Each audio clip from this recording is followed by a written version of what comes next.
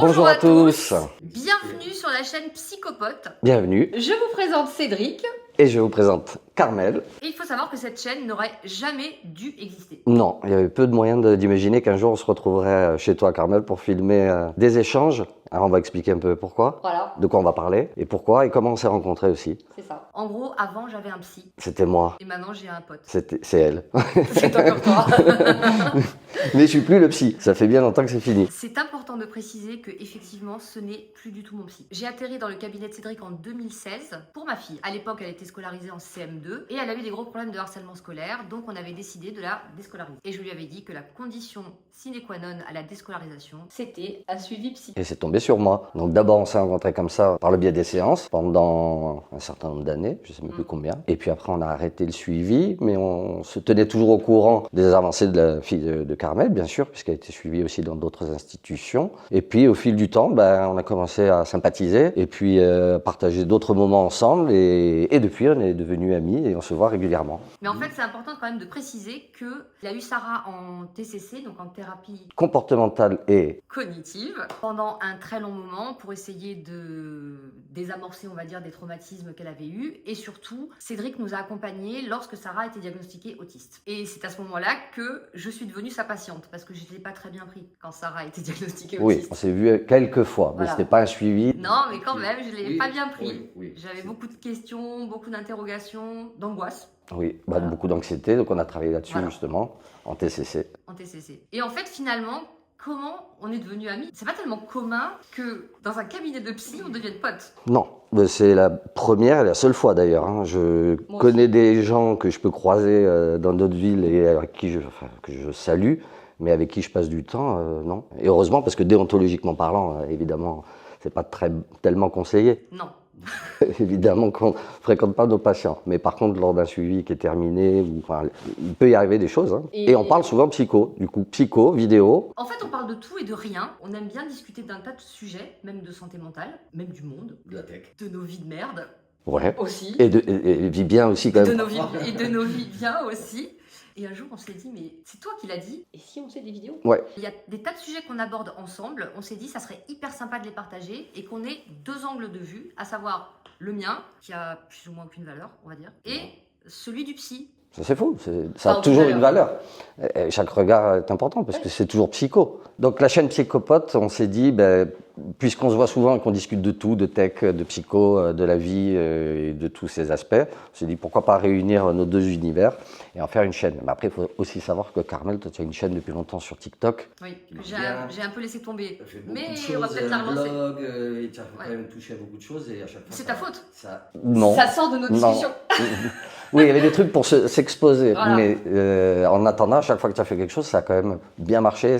Il faut quand même savoir que si je n'avais pas eu des séances avec Cédric, jamais j'aurais osé ni publier un blog, ni lancer un podcast, ni publier sur TikTok.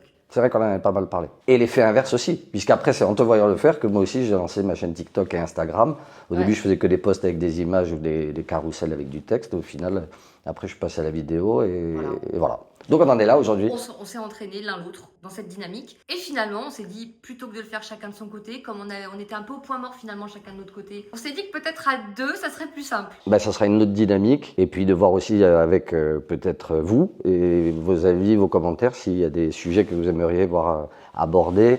Pas que sur le côté psy, encore une fois, mais avoir des regards croisés et des avis différents. C'est ça, parce que nous, on a déjà pas mal d'idées de sujets. Ça peut être des idées qui ont un rapport avec la santé mentale, mais ça peut être aussi des idées qui ont un rapport avec des trucs d'actualité qu'on va voir sur les réseaux et qui nous donnent à réfléchir, ce qui se passe en ce moment, enfin, des tas de choses. Pourquoi pas, si vous avez des questions, si vous avez envie qu'on traite un sujet en particulier, nous le dire en commentaire et nous, ça nous donnera des idées d'en discuter ensemble. ouais. Donc j'imagine que là, certains doivent se dire, mais c'est un peu bizarre quand même de passer de psy-patient à psy-pote. Ce qui est intéressant de raconter, c'est comment la bascule s'est faite. Je pense que ça s'est fait très naturellement, très progressivement.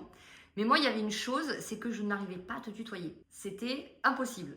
Pour moi, j'arrivais dans ton cabinet, tu étais le psy de Sarah, un peu le mien aussi. Après, tu es devenu un peu notre coach de vie aussi, je me souviens, parce qu'on faisait des points toutes les semaines, tu nous donnais des Il y avait des exercices et des choses à selon faire, les etc. situations. Et moi, il y avait toujours ce vous. Oui. Voilà, Alors, il faut savoir qu'il y a certains patients, c'est vrai, au bout d'un moment, on se propose mutuellement avec les patients de se tutoyer, parce qu'on arrive selon les suivis, bien entendu, selon les affinités, etc. Mais là, je me souviens pas si je te l'avais proposé, ça a dû se faire un peu naturellement. Moi, je me souviens exactement quand est-ce que j'ai arrêté de te vouvoyer. Il faut savoir que Sarah, donc, elle a un suivi pluridisciplinaire. Elle a beaucoup de soignants. Donc Sarah, c'est ma fille, hein. J'ai oublié de préciser quand même. Dans le cadre de son suivi pour son autisme. Et je ne suis absolument pas devenue amie avec tous ces soignants. Seulement 3, dont Cédric. Parce que mine de rien, on partage une histoire quand même un peu forte. On partage, entre guillemets, un quotidien. Donc finalement, ça crée des liens. Alors, pas avec tout le monde, évidemment, mais là, ça s'est fait comme ça. Et donc, quand Sarah a eu 18 ans, j'ai voulu faire une très grande fête d'anniversaire où je voulais inviter les gens dont je me sentais le plus proche, qui s'étaient occupés de Sarah pendant des années. Et tu as fait partie de ces gens-là. Mais à l'époque, je te vous voyais encore. Ouais, mais tu vois, je me souviens même plus. Et ben voilà. Après cette fameuse soirée, on s'est retrouvés en séance et là, j'ai dit, on va peut-être arrêter de se vous voyer quand même. Et Ouais. c'est comme ça qu'on s'est tutoyé. Ok, d'accord. Et puis progressivement, on a arrêté la thérapie et puis on a continué à se parler en dehors. Et puis... Oui, parce qu'on se tenait au courant des avancées. Voilà, comme je disais, il y avait des suivis, des fois il y avait des problématiques Voilà. avec d'autres professionnels ou en tout cas des désaccords, des choses comme ça. Donc il y avait un avis un peu. Est-ce que c'était l'avis d'un pote? Non, c'était l'avis d'un psy, mais qui était déjà retiré du Bah, suivi. disons que moi, je me souviens que des fois, je disais, là, j'ai besoin de l'avis du psy. Oui, Si je t'envoie un oui, oui. message, ou j'ai besoin de l'avis Oui, du que ce soit pote. pour toi ou des fois pour Voilà. Sarah. Et donc finalement, bah, ça s'est fait comme ça naturellement. Et puis on s'est rendu compte qu'on parlait d'un tas d'autres choses. Et de fil en aiguille, ça s'est fait comme ça. Ça aussi, et puis après, aussi rencontrer même progressivement, parfois en séance, parce que tu étais accompagné de Marc, ton mari, après Charles, ton fils. Enfin, j'ai connu toute la famille au fur et à mesure, donc sans les suivre, hein, mais je les ai connus, voilà, donc je connaissais tout le monde. Et après, bon, bah, toi, tu as connu mes enfants aussi, j'ai 2 enfants qui ont 10 et 7 ans, et donc on se voit souvent avec les enfants, et pour d'autres raisons, pour la musique aussi. Il y a la musique qui nous réunit, puisque le fils de Carmel est un très bon musicien, et mon fils, qui est beaucoup plus petit, mais qui a 10 ans, mais qui joue de la batterie, et du coup, son fils, voilà, partage ensemble, et même un concert l'année dernière. Psychopote, c'est une histoire un peu peut-être atypique, mais pas tant que ça finalement. Enfin, un peu, mais oui, mais non. L'origine, oui. L'origine. Ouais. L'origine, je pense qu'elle n'est pas courante, ou alors peut-être il y a aussi des psychologues qui n'oseraient pas en parler. Ah, ça c'est intéressant. Parce qu'il y a peut-être le sujet, peut-être pour une prochaine vidéo, j'y pense comme ça maintenant, Ouais. le sujet du fantasme du patient et de la patiente qui tombe amoureux ou amoureuse de son thérapeute. Ouais, Et moi, ça, c'est il y a- encore un autre c'est délire. un autre, non mais c'est un autre débat, mais c'est des choses dont on parle pas. Donc le fait d'être amis, déjà, on n'en parle peut-être pas beaucoup, Ouais. mais il y a d'autres débats sur des trucs où, bon, sans parler de certains scandales, mais ça c'est une autre vidéo. Finalement, qu'est-ce que ça va être le but de cette chaîne, Psychopote? Parler de tout, parler psycho, parler des sujets, comme tu l'as dit, de société, avec un regard donc psy, parfois non, parfois juste d'amis, et agrémenté certainement de vos retours et de vos commentaires. Donc c'est discussion de comptoir, discussion drôle, anecdotes, faits scientifiques, Juste la vie, quoi, finalement. La vie. en général. Ouais, Je crois que ça va être ça, Psychopote. ouais, je pense qu'on est bien parti. Ouais, je pense qu'on peut être vos potes, vos psychopotes. Oui, on doit créer une communauté de psychopathes.